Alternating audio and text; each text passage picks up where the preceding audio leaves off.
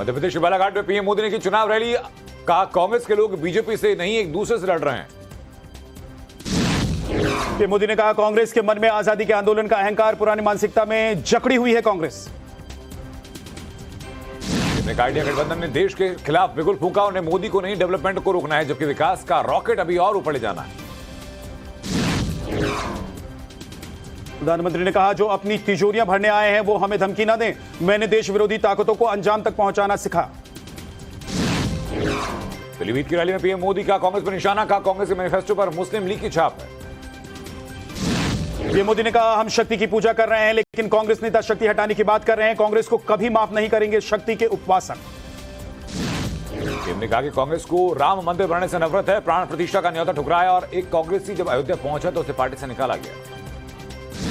PM Modi ने कहा कांग्रेस और एसपी दोनों ही सीए के खिलाफ समाजवादी पार्टी उस कांग्रेस के साथ खड़ी है जिसने 1984 में सिख दंगा करवाया। पीलीभीत की रैली में सीएम योगी ने कहा कि भारत जल्द एक वैश्विक शक्ति बन जाएगा, आने वाली पीढ़ियां इसकी गवाह बनेंगी। सीएम योगी ने कहा 2014 में बीजेपी को चुनकर अपनी किस्मत बदली, पीएम मोदी के मार्गदर्शन में भव्य राम मंदिर का निर्माण हुआ। पीलीभीत के मंच पर अनोखा वाकया, जब सीएम योगी भाषण देने के लिए पीएम के पीछे से जाने लगे तो पीएम ने हाथ पकड़कर आगे से कहा। यूपी के रामपुर में सीएम योगी ने की जनसभा, कहा भारत को अब कोई टेढ़ी नजर से नहीं देख सकता, वायुसेना की मदद से हमने ये दिखा दिया है। बापुर की रैली में सीएम ने कहा कि यूपी में अपराधियों का सफाया हो रहा है, आज कर्फ्यू नहीं लगता बल्कि धूम धड़ाके से कांवड़ यात्रा निकलती है। असम के लखीमपुर में अमित शाह की रैली, कहा कांग्रेस ने असम को अशांत किया, बीजेपी सरकार ने घुसपैठ रोकी। अरुणाचल प्रदेश के नासाई में रक्षा मंत्री राजनाथ सिंह की रैली, कहा देश के सम्मान को ठेस पहुंचाने वालों को जवाब देने की ताकत रखता है भारत। उत्तरकाशी में सीएम पुष्कर सिंह धामी ने निकाला रोड शो, बीजेपी प्रत्याशी के लिए वोट मांगा। हरियाणा के वरिष्ठ बीजेपी नेता चौधरी वीरेंद्र सिंह ने कांग्रेस में घर वापसी की। वीरेंद्र सिंह के कांग्रेस में शामिल होने पर बोले रणदीप सुरजेवाला, कहा परिवार के बुजुर्ग का दोबारा घर वापस आने पर हमारे लिए गौरव का क्षण है। हरियाणा में जेजेपी को झटका, प्रदेश अध्यक्ष निशांत सिंह के बाद विधायक जोगीराम सियाग ने पार्टी से इस्तीफा दिया। जेजेपी अध्यक्ष अजय चौटाला पर छोटे भाई अभय चौटाला ने साधा निशाना, कहा जेजेपी में भगदड़ मची है, लोग इस पार्टी को नकार चुके हैं। महाराष्ट्र में महाविकास आघाड़ी में सीटों का बंटवारा हुआ, उद्धव गुट 21, कांग्रेस 17 और एनसीपी 10 सीटों पर लगी चुनाव। सीट शेयरिंग से कांग्रेसियों में नाराजगी, कांग्रेस को ना तो सांगली सीट मिली और ना ही भिवंडी। सीट बंटवारे के बाद कांग्रेस में फूट, पार्टी के संपर्क में नहीं सांगली के कई नेता, सूत्रों के हवाले से खबर। उद्धव ठाकरे ने कहा हमने प्रकाश आंबेडकर को साथ रखने की कोशिश की, कई बार उनके साथ वार्ता हुई लेकिन बात नहीं बन पाई। प्रधानमंत्री पर शरद पवार का निशाना, कहा कई पीएम देखे लेकिन इस पद का जितना अपमान मोदी जी ने किया किसी ने नहीं किया।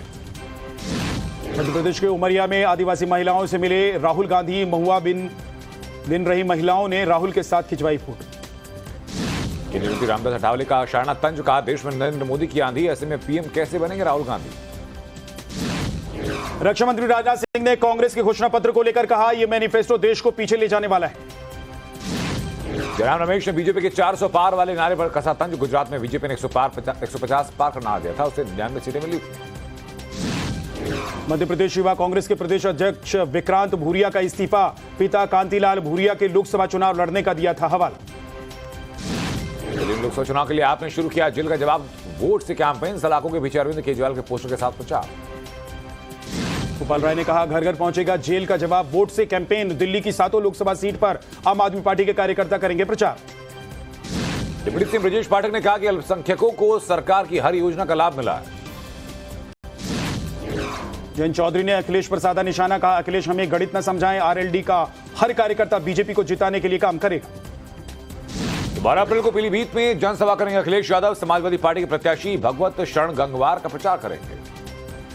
यूपी के मैनपुरी में प्रचार करने पहुंची डिंपल यादव, बेटी अदिति और भतीजे तेज प्रताप भी साथ में नजर आए। डिंपल यादव ने कहा कि इंडी गठबंधन के बनने से सबसे ज्यादा परेशान बीजेपी है, अलायंस को भरपूर समर्थन मिल रहा है। यूपी कांग्रेस अध्यक्ष अजय राय का बीजेपी पर वार, कहा बीजेपी के लोग भ्रम में न रहें, काशी में लड़ाई चौकस और चौंकाने वाली होगी।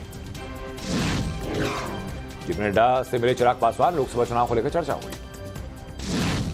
आरजेडी की राहुल गांधी से अपील, पूर्णिया में तेजस्वी यादव के साथ रैली करेंगे राहुल गांधी, पप्पू यादव के खिलाफ प्रचार करने की मांग।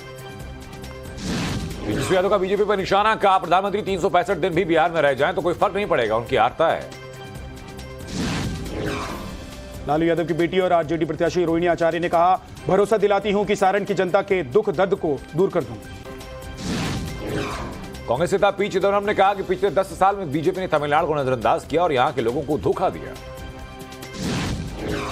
तमिलनाडु के सेलम में उदयनिधि स्टालिन का चुनाव प्रचार, लोगों से मुलाकात कर वोट देने की अपील। केरल के सीएम पी विजयन ने की फिल्म केरल स्टोरी की निंदा, कहा बीजेपी आरएसएस के एजेंडे के मुताबिक बने फिल्म। हरियाणा महिला आयोग के सामने पेश नहीं हुए कांग्रेस नेता रणदीप सुरजेवाला, हेमा मालिनी पर विवादित बयान की वजह से आयोग ने किया था तलब।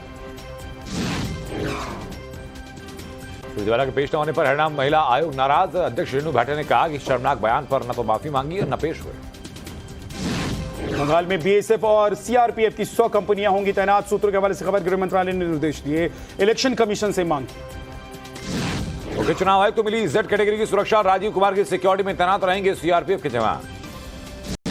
ईवीएम वीवीपैट को लेकर सुप्रीम कोर्ट की सुनवाई टली, मामले में अब 16 अप्रैल को होगी अगली सुनवाई।